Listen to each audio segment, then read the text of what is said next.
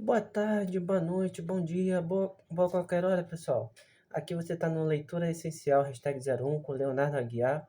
E hoje eu vou falar sobre um livro muito bacana, que é de George Orwell, 1984. Esse livro, mano, é um dos mais clássicos. Eu acho que qualquer pessoa de qualquer idade pode ler. E é importante que você já deixe o like, curte o comentário. E hoje eu vou começar falando direto ao ponto. Hoje, a gente percebe que hoje em dia a gente tem tantas facilidades, tem internet, tem inteligência artificial, então faz todo sentido falar isso.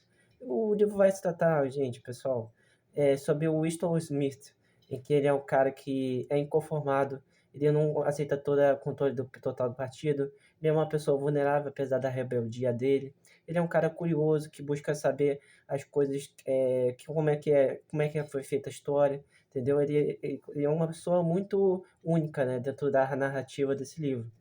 E também tem a Semana do Ódio, né, que o livro fala, enfim, vai falando da história. E a Semana do Ódio é um evento de lavagem cerebral coletiva. Viva o grande irmão, viva o grande irmão, viva o grande irmão. E incita a população a incitar o ódio, né?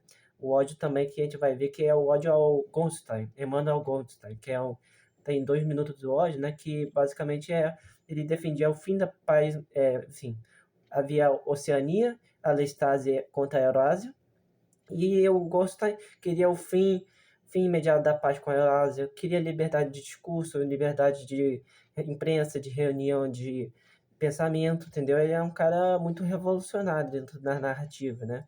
Por isso que foi feito o 2 minutos do ódio, para fazer uma lavagem cerebral da pessoa, para que ela não quisesse se revoltar, né? Então você era obrigado a viver dessa forma, supondo que cada ruído que fizesse seria ouvido, né, que tinham as teletelas, em que as teletelas são basicamente um dispositivo que ficava monitorando o que você estava fazendo, pensando, né, e dependendo, a teletela podia saber até o que você estava pensando, né.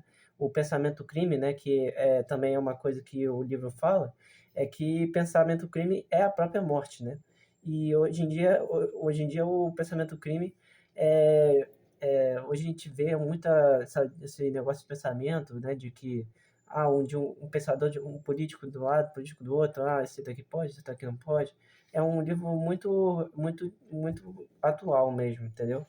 E outra coisa que eu gostaria de falar, é, não mudando a linha do raciocínio, é que ele trabalhava no Ministério da Verdade, no Departamento de Registro, Winston Smith, e ele não era tão chegado ao partido, né? E tem uns 3 lemas, né, que o livro fala: guerra, paz, liberdade, escravidão, ignorância, força. Então, basicamente, gente, esses 3 lemas o que são os lemas que fazem com que a narrativa seja feita a partir desses 3 princípios, entendeu? Então, até notícia, diversão, arte, educação, tudo é voltado para esses 3 lemas, entendeu? O Ministério da Paz cuida da guerra, né? Tem o Ministério da Paz, tem o Ministério da Verdade, tem o Ministério do Amor, que é o da Lei e da Ordem, e o Ministério da Fartura, que trata sobre assuntos econômicos. E também tem o Ministério da Verdade, que cuida da linguagem, da construção, né? Isso daqui é útil, né? Basicamente, o Ministério da Verdade. Ele pega a informação e deturpa, acaba falando, manipulando, como se bem entende, entendeu? Então, esse livro é muito interessante. E o livro fala o seguinte, que o grande irmão está vigiando você, né, para onde você fosse, entendeu? E o O'Brien, que é um colega de trabalho, também falou por telepatia com Winston, falou que realmente eu entendia o que você estava pensando, entendeu?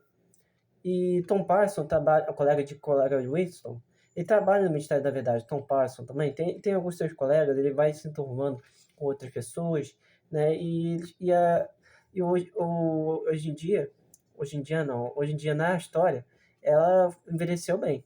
Ela envelheceu bem, porque o livro também fala sobre o enforcamento dos traidores, né? Que as crianças queriam ver morte, queriam ver assassinato, né? E nos 2 minutos do ódio, o pessoal ficava gritando, falando, eu não gosto de você, eu não gosto, tá? Vai, caramba, vai se lascar, gritando, entendeu? E esse comportamento de agressividade é visto nas crianças, que as crianças acabam absorvendo essas informações e acabam querendo ver o enfocamento dos traidores, até mesmo denunciar seus próprios pais, né? E tem três coisas que eu acho que é interessante no Ministério da Verdade, que é o novo idioma e o duplo pensar, que é o duplo pensar. Novo idioma é mudar a estrutura fonética, mudar o idioma, basicamente. Mudar como a palavra é significado e transformar em uma outra, entendeu? Jogar o lixo de línguas que eram úteis no passado, agora não vai ser mais, entendeu?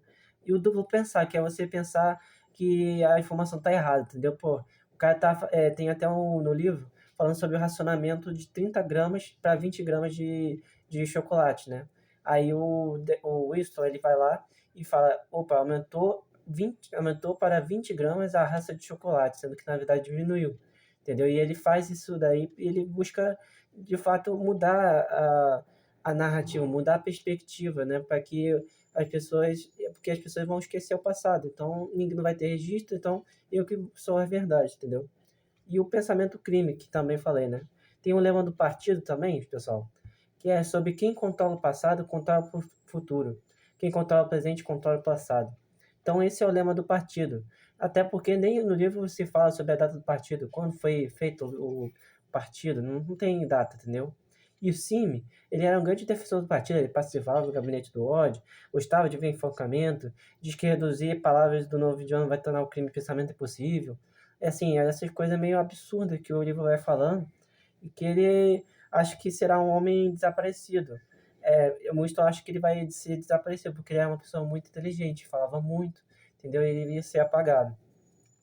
E o duplo pensar, né, como eu já falei, né, e o objetivo do partido não era apenas é, evitar que mulheres e homens criassem vínculos que não pudessem controlar. Seu propósito real, não declarado, era eliminar todo o prazer do ato sexual, né? Hoje em dia, você percebe que hoje com a inteligência artificial, que você tem um chat para você buscar informação da pessoa, até mesmo uma chamada de vídeo. Hoje em dia, você vê muita gente se comunicando por vídeo.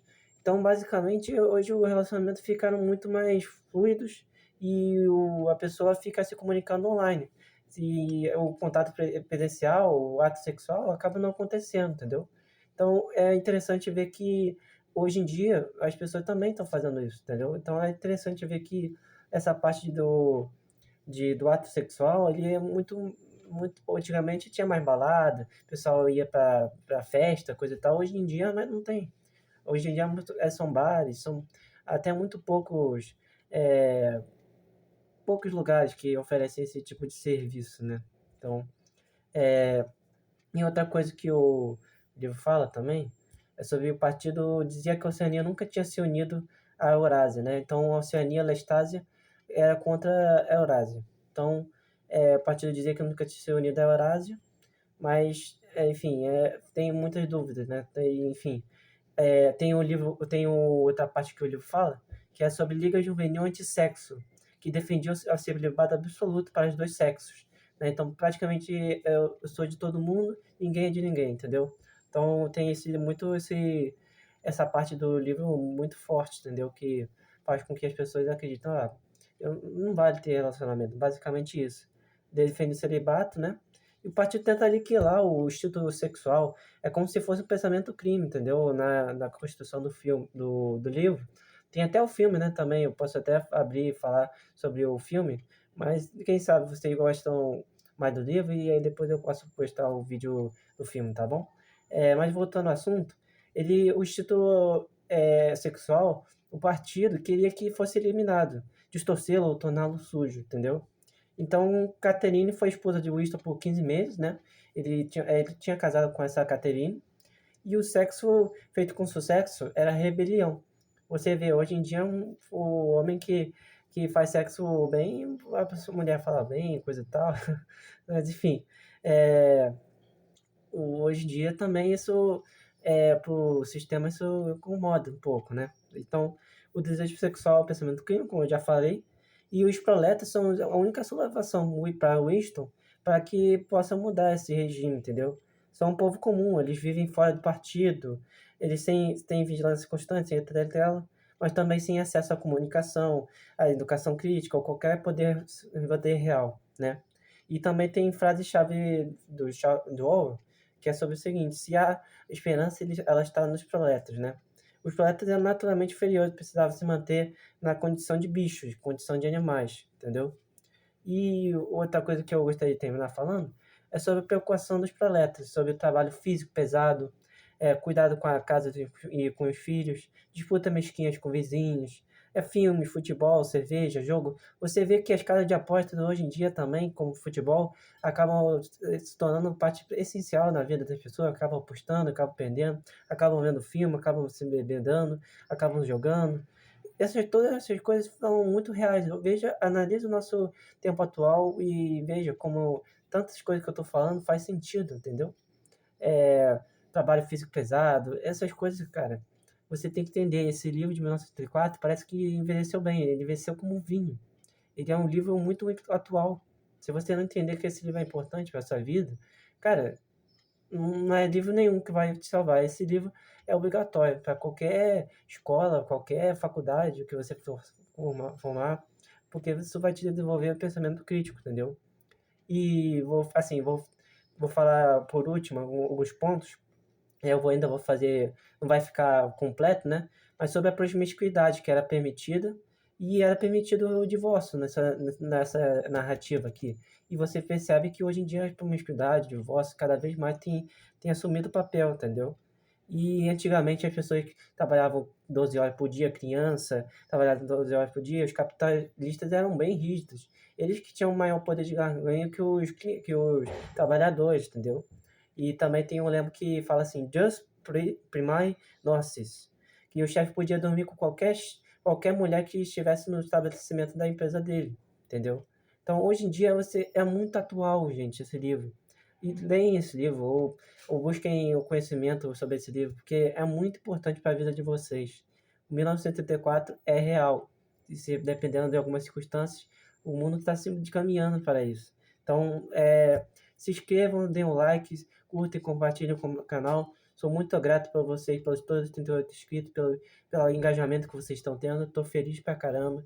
Eu sinto que vocês vão gostar desse livro e eu creio que vai ter mais continuação. Eu espero você em outro vídeo. Até a próxima.